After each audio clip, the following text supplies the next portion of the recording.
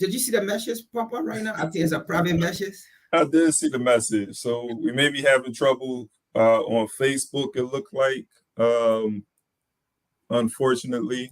So we're only going to be, I'm just going to assume that we're only streaming from YouTube right now. We can't even troubleshoot it. We're live. So I appreciate everyone for joining, or who will be joining if you're watching the recording. We Charge Colonialism. I am Ikemba Ojore, host of We Charge Colonialism podcast and book club, and here with my colleague, comrade. You want to introduce yourself, my brother? Good morning, everyone. This is Frank, host for the Revolutionary Repatriation Educational Lecture Series every Sunday at 1 p.m. All right. So we're your team. Natasha won't be able to join us this morning. Very busy sister who's also organizing Curve Fest in New York City. So if you're in New York City, September the 16th, there's going to be Curve Fest in Brooklyn for political prisoners. Definitely there'll be promotions on our channel to let you know what's happening, when it's going on, what time, and what's that about. Because we always have to uplift our political prisoners in this movement to overturn colonialism, because they're prisoners for fighting against colonialism. So we should never forget, because we could be political prisoners any day, under the system. We are prisoners of war, if you can think about it, here in the belly of the beast of the United States. So that's why we charge colonialism. But appreciate you guys. Anybody that's tuning in for the first time, make sure you subscribe to our channel and like and share this so we can get as many people viewing this podcast and viewing the study, get as many as possible to join these discussions. So that being said, shout out to everybody that's here right now in the chat. Conrad Sayero, Uhuru, appreciate you as always. And as usual, we want to start off with our weekly roundup, and then we're going to get into our book. We're continuing with Stolen Black Labor by Chairman Omali Yeshitela of the African People's Socialist Party. We'll be reading that in the second half of this podcast. So I'm gonna move it to you, Frank. You want to start off with your story? I know we can start with you because mine is just a short video in connection with your story. Okay. And I'm gonna let you know, Frank, I switched my story up on you. I know I was going to talk about the exiling or the excommunication, however you want to put it. They kicked out the ambassador in France. I believe it was the ambassador. But there's another story that I want to talk about with the African Union suspending Niger from the African Union. So I'm going to pull this story up. I know I caught you off guard with this, but I know we can still build on this, man. Yeah, we can still build on it. It's still inland anyway. For sure. So I'm sure everybody knows now what's happening in Niger with the coup that has taken place. And several days ago, the African Union suspended Niger from AU. So and they're talking about sanctions. So let me get into this story. Do I need to make this a little bigger? So African Union suspends Niger over coup and prepares sanctions. And I couldn't let this story go by. So I'm just going to read a little bit and then we can get into it. The African Union has suspended Niger from all its activities following last month's military coup there and told its members to avoid any action that might legitimize the junta. The coup has caused alarm among Western allies. You hear that? The coup has caused alarm among Western allies and quote unquote democratic African states. I'm going to have to put that in there, who fear it could allow Islamist groups active in the Sahel region to expand their reach and give Russia a foothold to increase its influence. to increase its influence. The Economic Community of West African States, ECOWAS, has been trying to negotiate with the junta, but says it is ready to send troops into Niger to restore constitutional order if diplomatic efforts fail. In a rare sign of progress on Tuesday, ECOWAS mediator Abdul Salami Abubakar, who is a former military leader of Nigeria, said a weekend visit to Niger has been, quote unquote, very fruitful and that he still has hope for a peaceful resolution. So I'm going to stop it there. I think we get the gist of the story. I'm not surprised that the African Union is doing this because of the amount of neo-colonialists that are in power throughout Africa. And the AIU is continuing to represent a front for the colonial powers.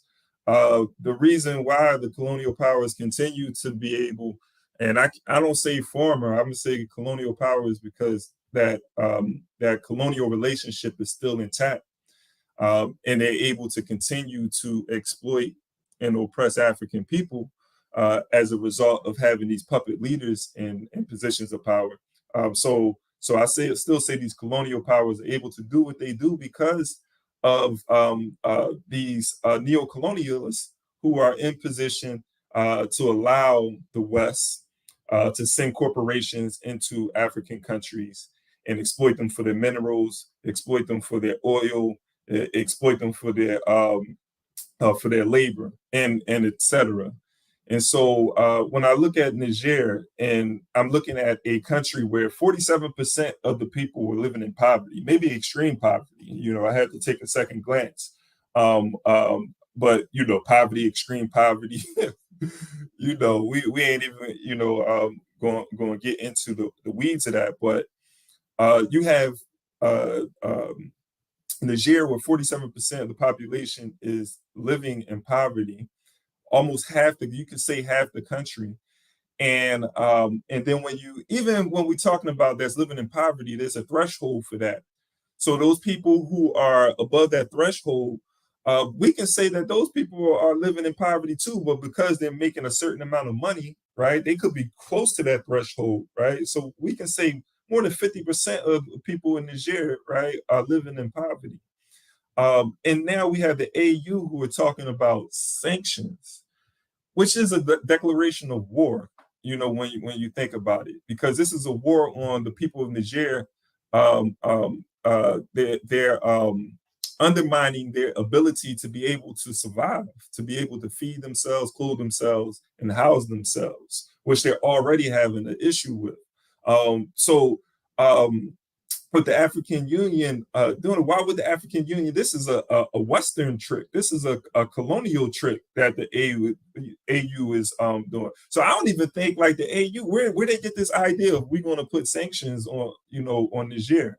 Where is that even coming from? Like, this is a Western strategy. And what they want to do is turn the people of Niger, the masses of Niger people, against their leaders. You know what I'm saying? And then when they turn them against their leaders, who are the people in Niger going to look to for support? They're going to look to these neo-colonialists and colonialists for support, the very people who are causing the problem in the first place. Niger is in the situation that it's in now because of the historical relationship with the West, France in particular. And when you really do the research, and I think I want to do a full podcast on this history with Niger and France, because there's a lot to talk about. But when you look at this history, you have former presidents of France who went on record and said neo-colonialism is good. You know what I'm saying? Like, if you want to call it neo-colonialism, yeah, this is neo-colonialism. This was back in the 1970s. It wasn't de Gaulle. I think it was the president before or after. But when you look at this relationship, you have France who supported not just in Niger, but in other countries where of their colonies, where they supported coups d'états, right? But there was no outcry, right? They supported rebellions. When it's in their interest, it's all good for them, right? But this right here, what's happening in Niger, is not in their interest. So I know I'm saying a lot. I'm gonna pass it to you, Frank. But I think, like, it's just so much. I can't say that I'm disappointed because I'm not surprised that this this is taking place. But go ahead. Exactly. We are not surprised of AU. And I think mostly we have spoken about AU, and we're going to keep speaking about AU. AU on the African continent is not an organization for African people. I mean, the reality of AU is that it failed since 1963. As long the mission of Kwame Nkrumah and the rest of the Casablanca group did not hold, and they allow the Morovia group or ideology to hold, at that point of time, the AU was a failure. And since that time, going forth, AU did not have any success on the African continent as in compliance with the dream of Kwame Nkrumah. Because if AU had functioned in compliance with the dream of Kwame Nkrumah, we wouldn't have been here today discussing what we are discussing, even about Niger or any other African country, because that was not the dream of Nkrumah. So indeed, we can say AU failed since that time. And we can go on and on to even give example of Liberia as well.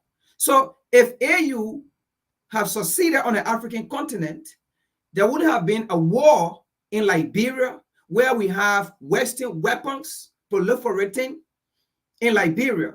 Now, if Nkrumah dream have come forth with AU, we wouldn't have had foreign military proliferating on the African continent. We wouldn't have had foreign bases proliferating on the African continent because that wasn't the dream of Nkrumah. So we can say AU failed. Now, people may say it was AU that went to Liberia or so forth and things. But we have come to realize that we have come to uncover the story that even both AU and ECWA, they were both bought by the United States government not to interfere or intervene with the war in Liberia. So can we say AU succeeded or AU succeed or AU is an organization for African people? No. America told ECWA and AU do not go in there, and they paid them, they bribed them, and they told them when we ready, we will allow you to go to Liberia for peacekeeping, for peace talking, for peace mission. But at this time, do not interfere or intervene with the issues in Liberia. Okay, so it is the same thing going on with the current situation of Niger with the ECWA. Now, it was the same United States, how they call it, government, okay, in Washington, D.C., where a general of an army sat there and said they support coup d'etat, coup activities. They support the removal of government. They support the undermining of government. They train special forces of African in Africa to remove government that are not in compliance of the United States policy. They sat down there and said it. ECWA did nothing, and we reported on it. Other channel reported on it for ECWA to see it, and ECWA did nothing. ECWA did not come out with any statement to ask the United States Congress to bring that video to the United Nations, to question the United States Congress or to question the United States government. When they were coming for that U.S. African Leadership Summit, they left that video. They did not bring it to question the United States government. So where is AU? AU is not, or ECWA, they are not organization for the African struggle, for the African people, for the African liberation, and to free the African continent from colonialism and from neo-colonialism, because they themselves, they are the brain behind what we call neo-colonialism. So how are they going to protect Africans, free Africans, okay? Everything that belongs to African, free it. They are the ones who have been paid to do what they are doing. They fight that ECWA ECOWAS agreed by the demand, with the demand of Europe and the United States to go in another African country, to wage war on another African country, to kill another Africans, only because they are called Niger, only because they said they did not want a Western puppet government, only because they said a government described by the United States as a democratic entity, and which of course it is not in favor of the people, and the people say America cannot describe who their government is, who they should support, what kind of democracy they should support. Just because the people say America, this is not a democracy in Niger. America, the government you describe as a Democrat government, it is not. So we don't want that person. And then they use ECOWAS to go in to kill Africans. And ECOWAS is so focused. ECOWAS is so focused on invading Niger. ECOWAS is so focused on killing Africans for the benefit of America to survive. ECOWAS, they are so focused on killing Africans for the benefit of Europe to survive. How long will you stand in position of Westerners to survive as you look upon the demise of your people, as you look upon the demise of Africa to continue plundering? How long is ECOWAS, how long is AU going to be in a position to inflict pain on your people, to inflict poverty on your people, to inflict suffering on your people? How long is ECOWAS and AU, how long are they going to be in a position to do it? And that is why we keep saying this generation of Africans, home and abroad, it is going to be the end time of ECOWAS and AU. Because as long we say we don't support ECOWAS, we don't support AU, you will not exist. And no Westerners, no American Congress should come out to tell Africans this is the best form of government for you, when America herself have not yet defined the best form of government for herself and for her citizens. So we are not in position where we have to listen at this time, 21st century, of outsider to tell us who we want. No, right on. And that, the last point I'll make on this is that because you mentioned the diaspora, I think it's very important that the African diaspora, that our voices are heard and we support, or we go against, I would say, any intervention by these colonialists and neo-colonialists, right?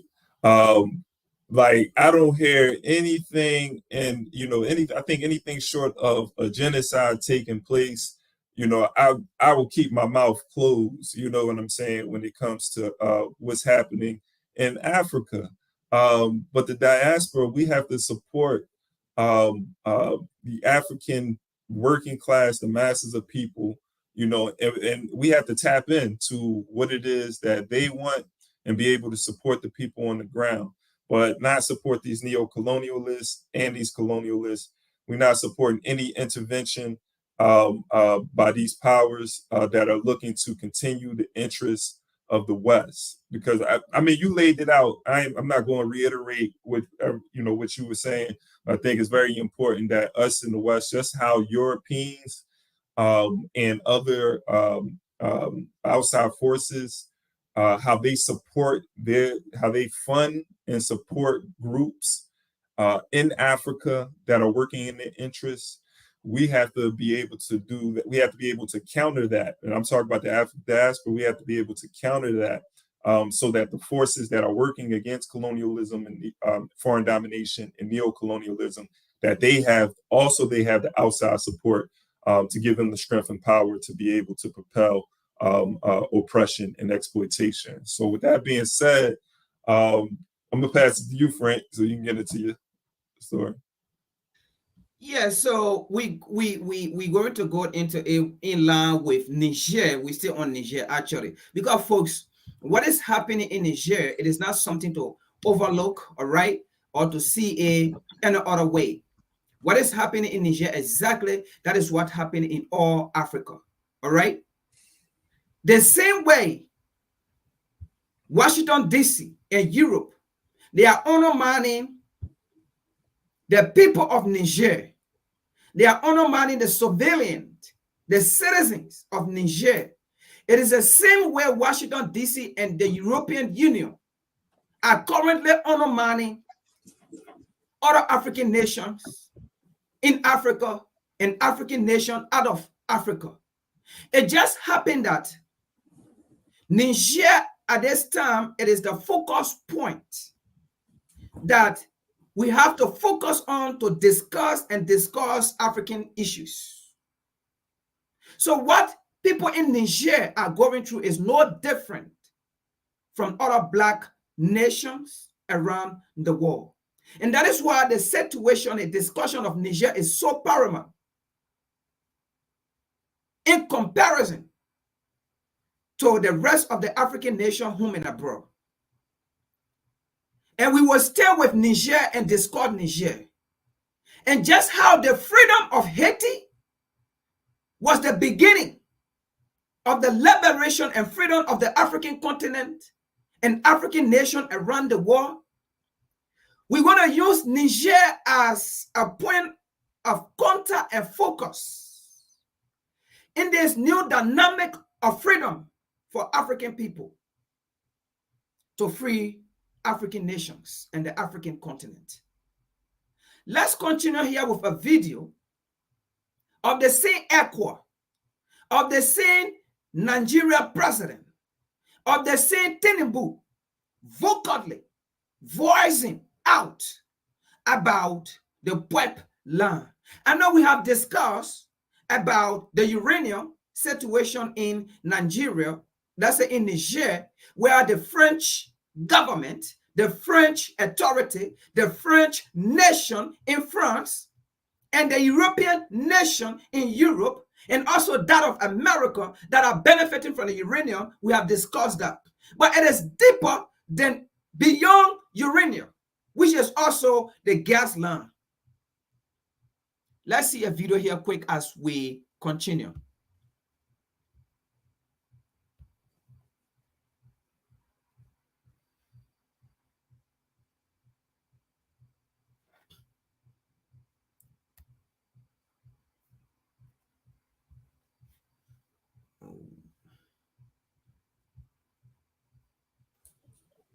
And while Conrad's queuing up, and peace to everybody that's in, appreciate the activity in the chat. Hoodoo to the Conrads.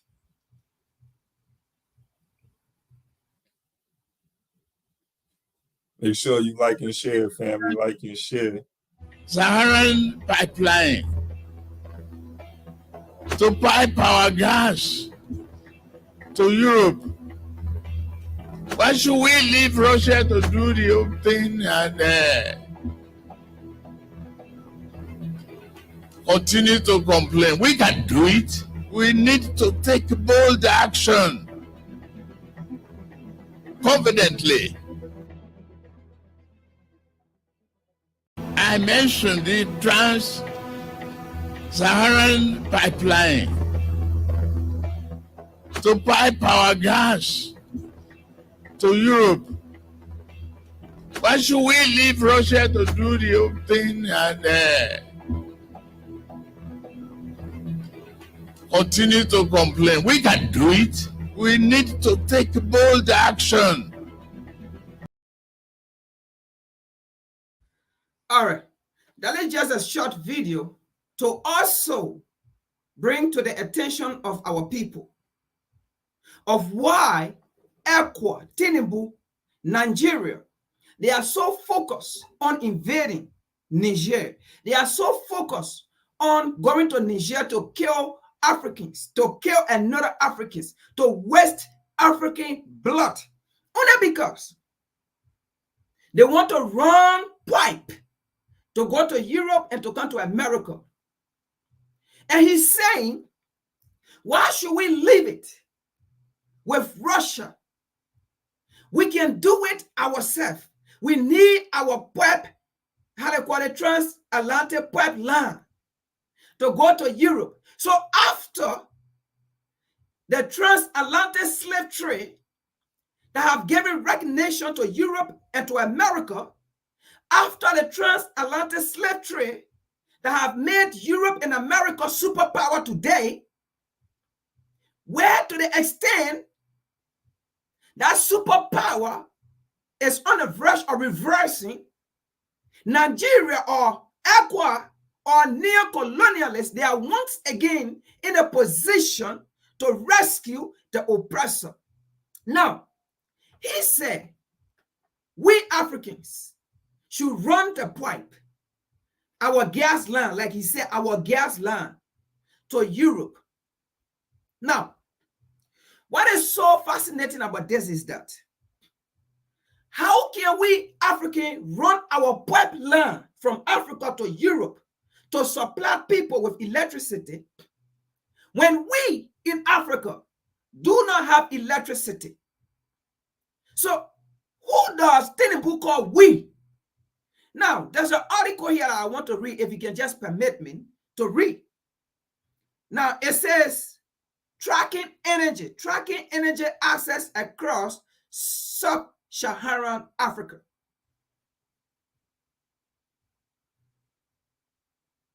Now, let's see something here. The number of people without access in that region is growing at a rate of almost 20 million people per year. 20 million people per year as gain in access fail to keep pace with population growth. The growing access deficit in sub-Saharan Africa could undermine increasing trend in global access. Access to electricity remains a major barrier to socio-economic development in sub-Saharan Africa, where more than 80% of the global population lacking access to electricity leveled in 2021. Now, how can Tinubu Akwa say Africans should run their pipeline, their gas line to go to Europe, if to say Africans have innumerable or access to electricity to the extent that we have to give some power out to Europe and America, when 80% of our people don't have electricity, when 20 million people per year are out of electricity, then how can you take electricity and run it to Europe and give them power? And then you say, we have to give our electricity to Europe and America.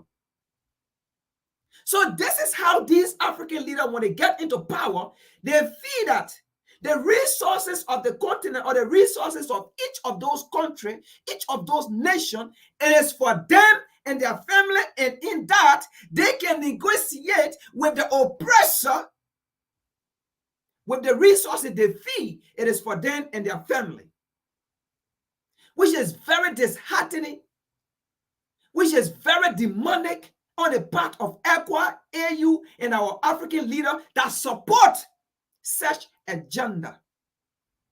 Henceforth, Tinubu, we were not allowed the African resources, the African gas, to go to Europe when 80% of Africans do not have access to electricity. Before our gas, our pipeline can go to Europe, that 80% of African or trans-Saharan Africans that are out of electricity, let them have it. That 20 million per year of Africans that are out of electricity, let them have it. When we have it to the extent, then maybe we can look outside to the outside wall. But until then, our resources will stay. Until then, there will be no pipeline running from Africa to Europe and to America. It will not happen. You can take it from there, Nkrumah, in Kimba. Hey, that's twice you called me Nkrumah. I must be doing something right, Conrad. No, I appreciate the story. Last thing I'll say, point I'll make on this is uh, this always exposes when we see the West and they tell us who we should be uh, having economic relationships with. It exposes the contradiction of the West, who talk about this free trade and capitalism and open markets and so forth. But anytime Africans want to make the best choice for their people that might not be in the interest of the West, then there's always a problem. They always want to dictate who, yeah, it's free trade, open markets, as long as you do it this way, as long as you do business with us. There's no, as Dr. Amerson Wilson used to say, there's no such thing as a free market. There's no such thing. It's a lie, it's an illusion. So I'll leave it there. We'll transition into the book reading. Appreciate you bringing this story. Um, uh, what we do is we expose these contradictions, man. Because people, a lot of like I think the average person isn't like really looking at these stories and understanding these contradictions, but it's having a serious impact on us. No matter where you are as an African person.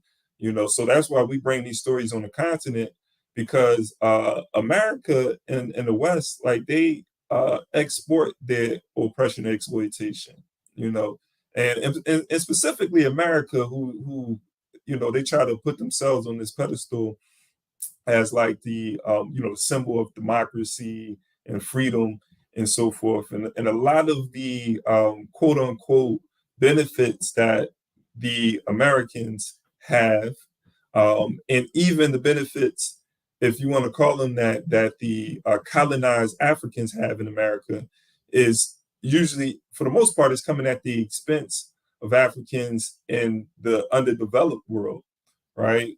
So there's levels to underdevelopment in this world, and I think we have to be very conscious of what's happening, and make sure that we're building relationships with the right people and where we're on the right side of history. So I'm going to share my screen. We're going to go into stolen Black labor again. Appreciate everybody for being here as usual. If this is your first time being with us, make sure that you subscribe and you like and share. I'm going to reshare the link to the reading. Hopefully I didn't. Yeah. All right. And we're going to be reading from starting on page 61. And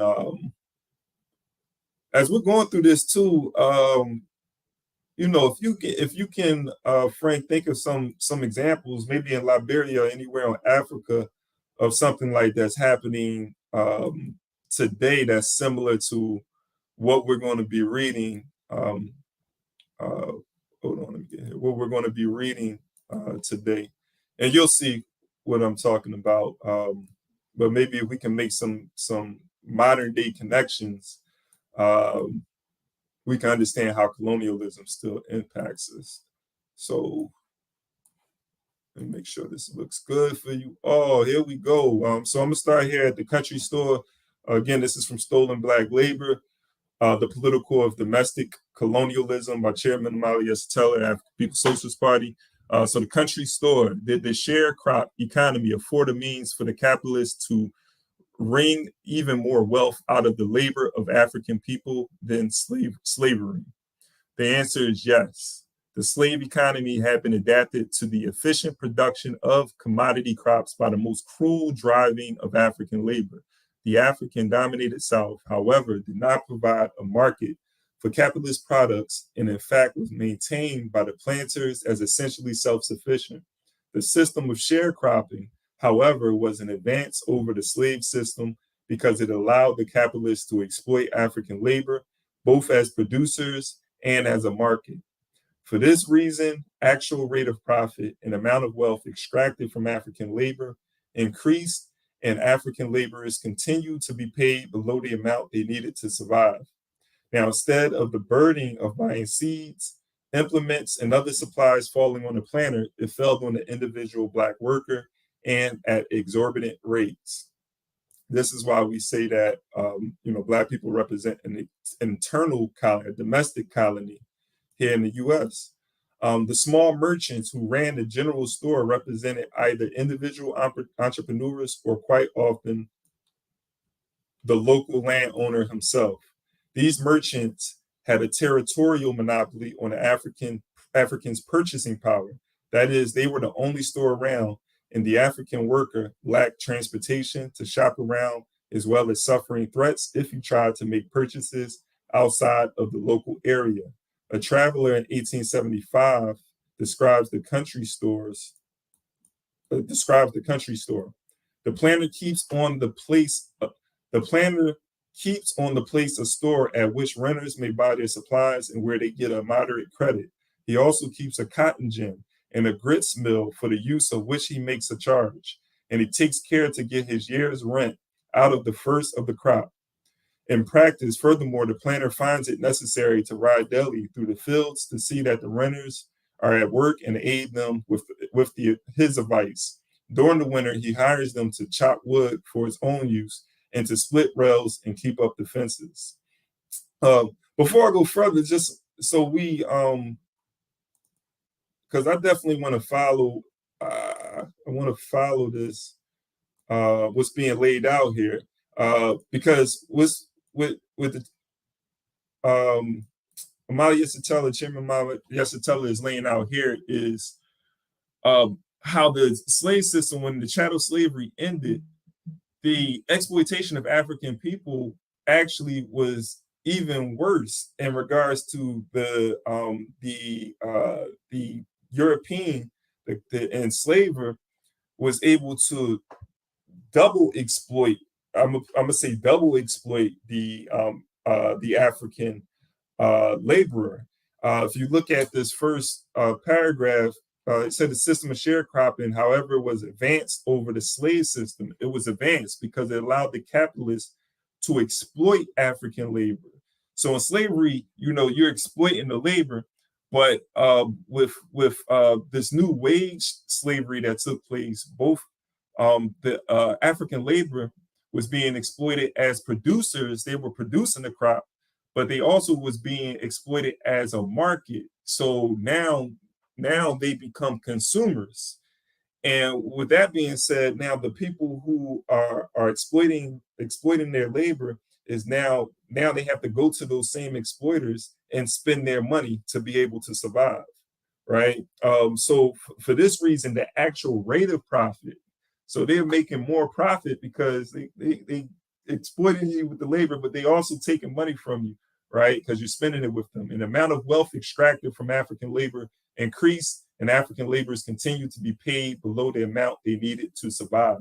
Now, instead of the burden of buying seeds, implements, and other supplies falling on the planter, it fell on the individual Black worker and at exorbitant rates. So yeah, I just wanted to highlight that. I don't know if you had any thoughts on that, Conrad, if you yeah, of course. You see, first of all, let me say this. I'm glad that Chairman O'Malley is still alive and we are reading such a wonderful book. And I think, folks, this is what we need to do. We cannot allow our hero to die, and then before we start giving them their flower, or before we start reading their book and then asking, when did he die? When did she die? Those things. I'm glad he's alive at this time, still fighting the struggle, and we are still reading this book. The reality here is, what he said in this chapter or in this book, it is something that is current. Now, let's go back to the sharecropping you're talking about. The sharecropping, look, Europeans have always found a way, okay? If a system that they've been exploiting is going down, is failing, they have always found a way to find another options, okay? And that option will be similar to the past behavior, or how they call it, measure of exploiting or dehumanizing other people. All right, they have always survived in finding ways because they are experts in what they do. Now, in terms of the sharecropping, right, it was very, very barbaric. Now, And that is what happening in today or in current society. Now, let me go back to the past and then come back to the present, right? We're sharecropping. First of all, who controlled the economy at that time, right? It was the same colonizer, the same European, right? The same enslaver. They control the finances. They control the pricing on how to price goods. Even though now, sharecropping, the black man, the African man was the one making the farm. The African man, in his mind, he controlled the farm. He controlled the crops, right? He growing it. He have access to it. He have power over it. But the reality here is, who control pricing? Who control the value of the crops? It was a colonizer who controlled the value. He or she determined the value of your crops. He determined the price of your crops. Sharecropping. He told you how much percentage you should have on your labor. Sharecropping. He told you how much at the end of the day you need to have in your bank from your labor. Sharecropping. Are we not experiencing the same thing today?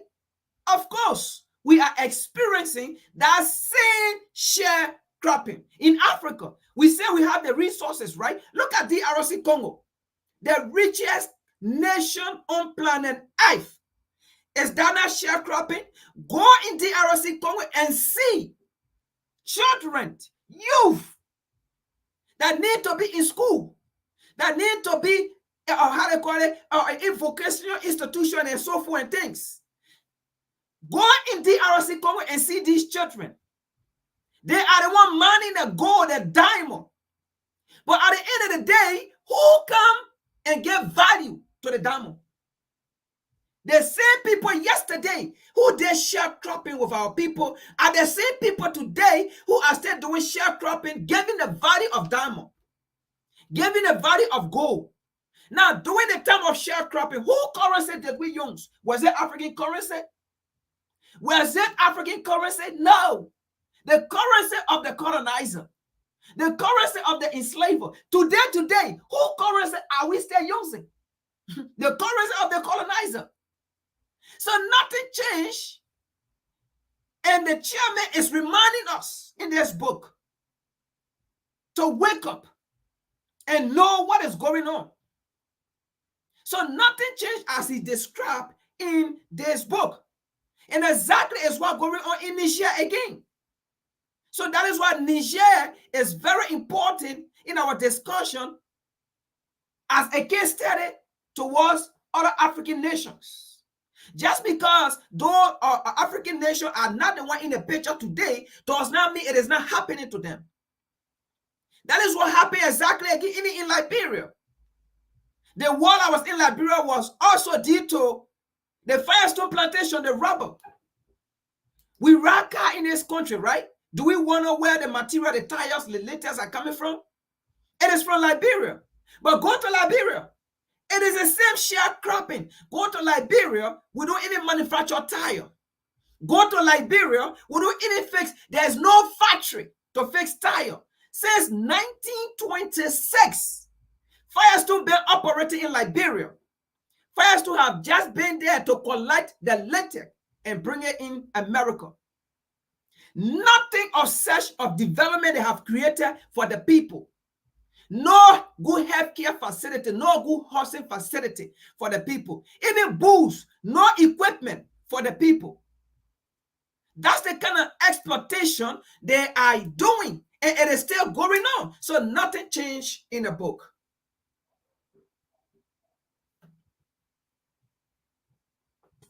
Yo, there you have it, comrade. And we're going to continue to unpack this right here. You know, I'm glad we had pause there to get into this relationship, and it gets to. I mean, the chairman is giving this history because this book is an indictment on the system and exploitation, and why there should be reparations, right, and what that reparations should look like.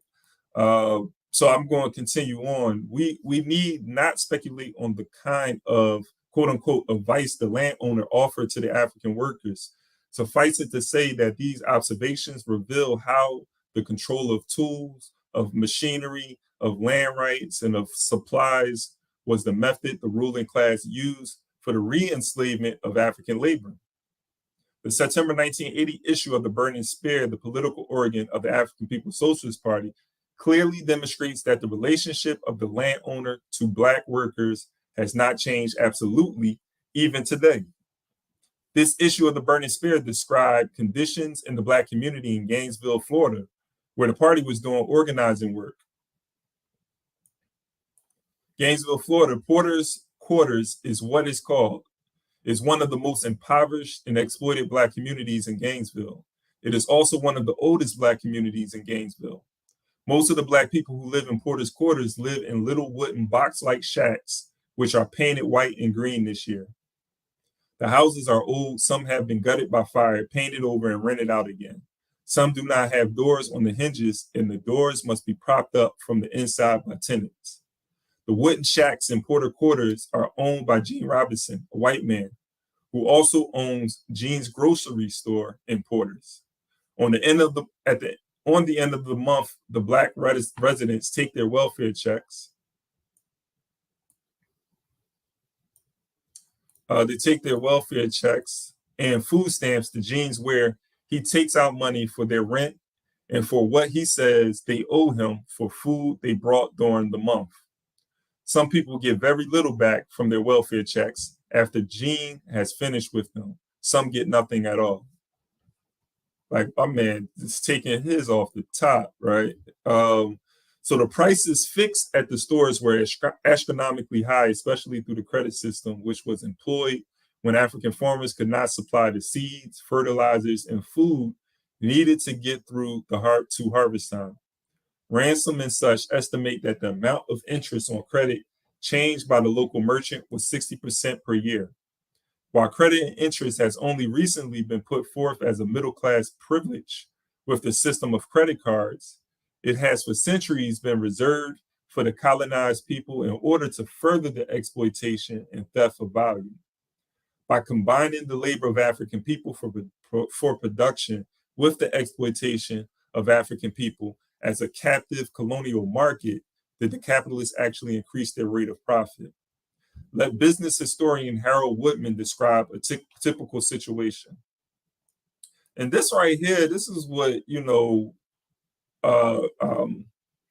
our brother, our Guyana brother, Walter Rodney, right? Walter Rodney, when he was talking about the underdevelopment, how Europe underdeveloped Africa.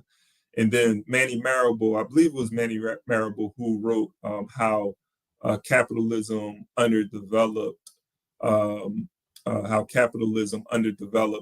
Black America. But these two in these two books, Walter Rodney, who's focusing on the continent, and Manny Marable focusing on the United States, it's the same game that's being ran, though, and how Europe is able to advance within this relationship that Europe and white people have with Black people. They're able to advance. But in this economic relationship, we see African people, if there is any progress, is minute in comparison to the European, to the colonizer. And so whatever advancement you see, because even today, there's talks of all of these Black mayors and city officials and Black people with wealth and making more money and so forth in areas. And this is looked at as an advancement in the Black community. But there's actually underdevelopment that's taking place, where there's this gap between African people and the colonizer. That gap only widens, right?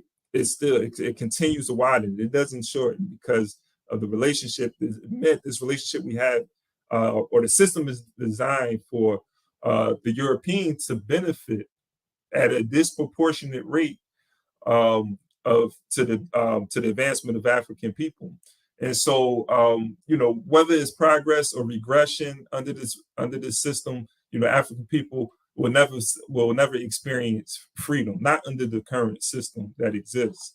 So I'm sorry I had to pause there. Let me, I think I missed where I think I was here. As both landlord and furnishing merchant, the post-war planter was in a position to reap huge profits.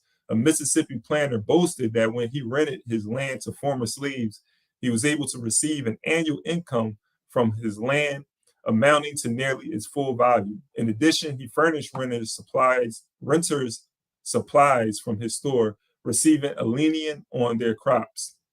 Now, my little piece here ain't more than a couple of 100 acres, he concluded, but it's paying me more than double what it did when I worked 50 niggers on it. Hard for me to even say that word. Through these means, African workers continue to create raw materials, cotton and finished products, railroads, meats, turpentine, etc., while being forced to labor at bare subsistence levels. The value of these products represent wealth created by African labor, with only a small percent held back for survival and reproduction. Indeed, African workers were not paid even the value of their labor power. That is, we were not paid enough to survive and reproduce. Just as during slavery, we were forced to maintain small vegetable patches, which were tended at night and by children in order to stave off starvation. This is a central part of the operation of colonialist economics. Did all of these extra profits just get sunk into little country stores are isolated in the hands of the petty local landlords? I'm just going to finish this paragraph. Not at all, for the power of capital was concentrating the profits in huge city banks and plowing them into ever larger factories and machinery. The capitalists purchased Southern cotton at depressed prices and sold it at inflated prices, thus extracting part of the surplus value for themselves. Secondly, they were the real power behind the credit system of the Southern stores. Testifying before the U.S. Industrial Commission in 1899, planter and furnishing merchant P.H. Lovejoy reveals this fact. And I'll stop right after this. But question, how do the Southern farmers get supplies? Answer, through the merchants, and the merchants through the banks. And where do the local banks get their money? New York, right? So it's showing this relationship between the South and the North, and how the North, and that's something. And I'm gonna stop sharing there.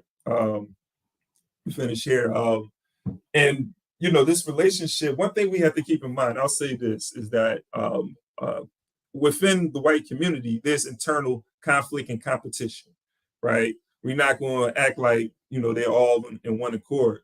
But what takes place is this, they're going to come to a compromise between themselves, right? Conversations between themselves where the Black community is not involved. The African community is not involved in that, right? So the decision that they're making, the compromises that they make among each other, at the end of the day, is going to be at the benefit for those contending groups.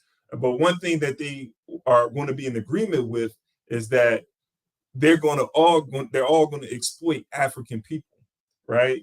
So that competition is like, okay, you getting over on me, but at the end of the day, I'm going to pass this, whatever this business decision that's made between, economic decisions have made between them, I'm going to pass the what is it in business, what they call it, but the whatever, the cost or whatever, they're going to pass the cost and everything on to the African community. This is how the exploitation continues to take place in our community.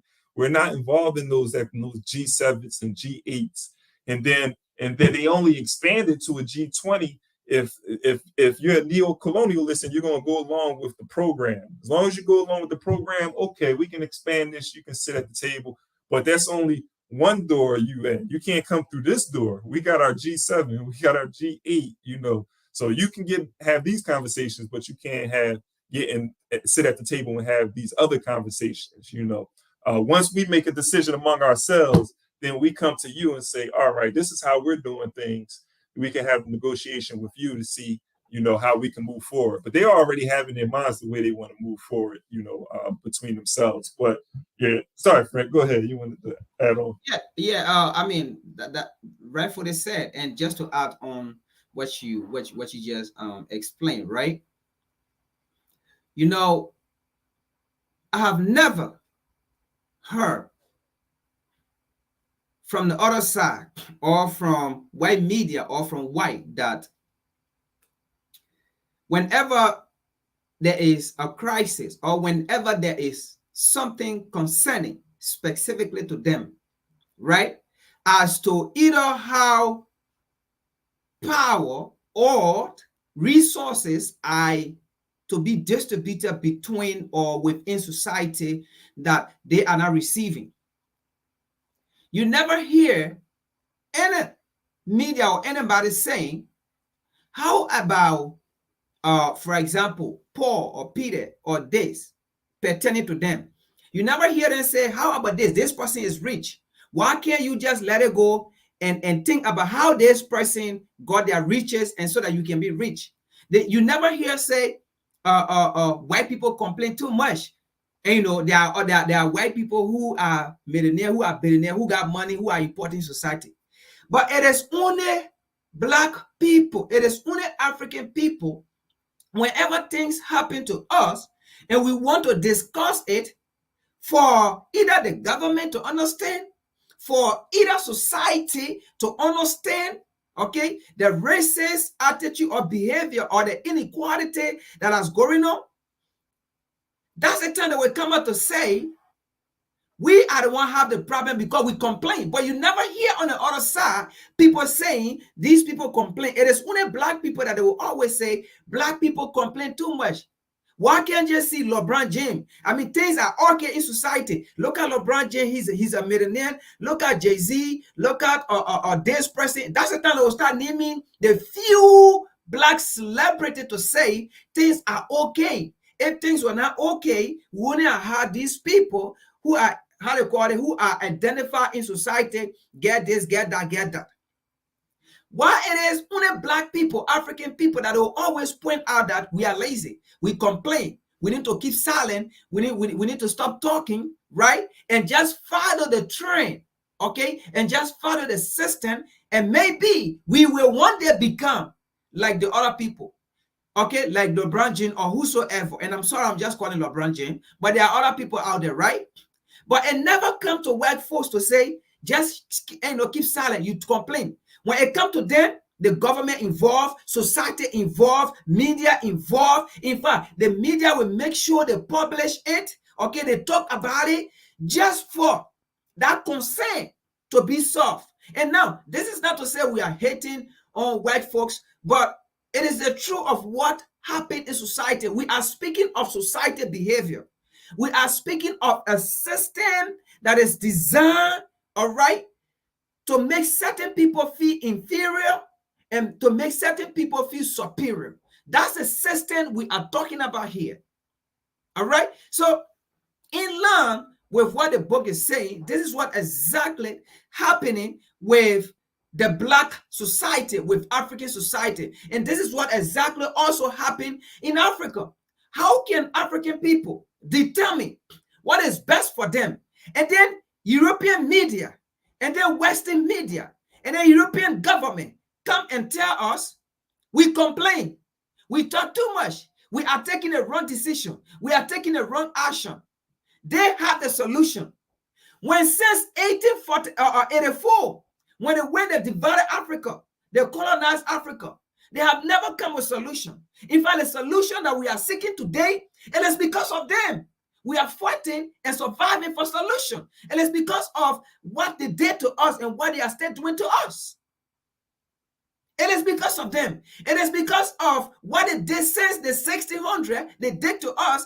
It is what we are fighting for and seeking solution. So how can they come back to us and tell us we are making the wrong decision when they have been making a decision for us that have been creating the problem that have been the problem that we are in today? So let them just fall back and don't interfere into what we are asking for ourselves, because we are not asking them now. We are asking Africans to unite, Africans to understand, and that's what we are doing, and that's what we will do, and that's what will happen.